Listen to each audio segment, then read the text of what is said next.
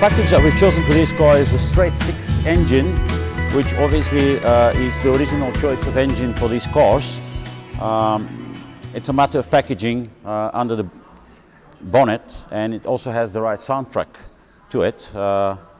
So the engine you see here is a straight six BMW engine. It's a decent solid platform with a very good power output, and we've chosen it for this application. Basically, it's very accessible, easy to maintain, good power. It's a good engine to begin with. One very interesting feature I want to attract your attention to is the way we've decided to do the exhaust manifold. Is a fabricated one of a type of a log type manifold, except this one has a sort of a damper box that serves to cancel pulsing to an extent, therefore killing the sharp noises coming out of it.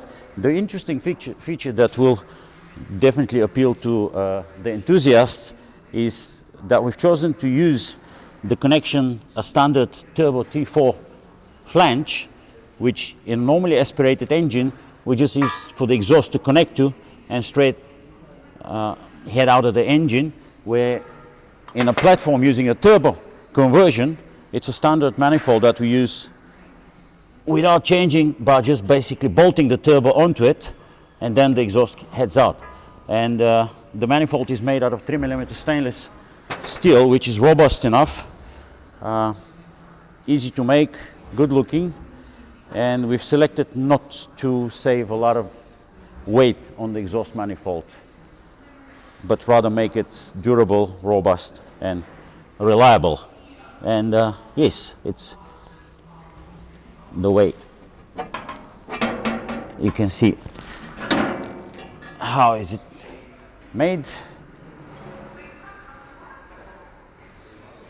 To avoid any cracking or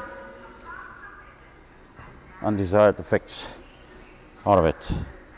What else? The intake manifold is also a fabricated one, once again due to packaging purposes. The original one is way too bulky, way too plasticky, and it's made with drivability or other issues in mind, where we're chasing performance.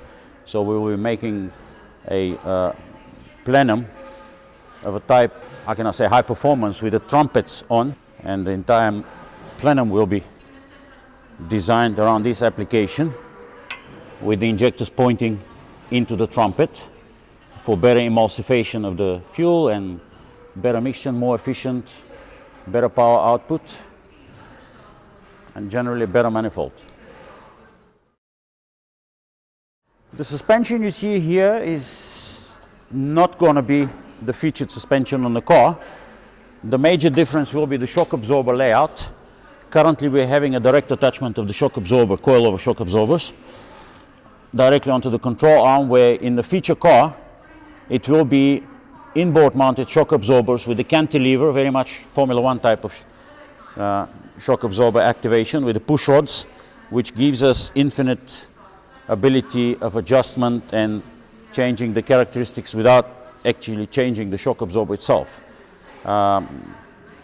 The enthusiasts will find this very convenient to have the setup of the car soft and comfortable for everyday use, and with a minor change on the suspension, on the cantilever system, the car becomes short travel suspension, harder and lower for track day applications. So what you see here is actually not the true representation, although the control arms and the upright will resemble very much the same. The brakes are 4-pot Woolwood, very good package, very strong. For the weight of the car, we find it more than sufficient.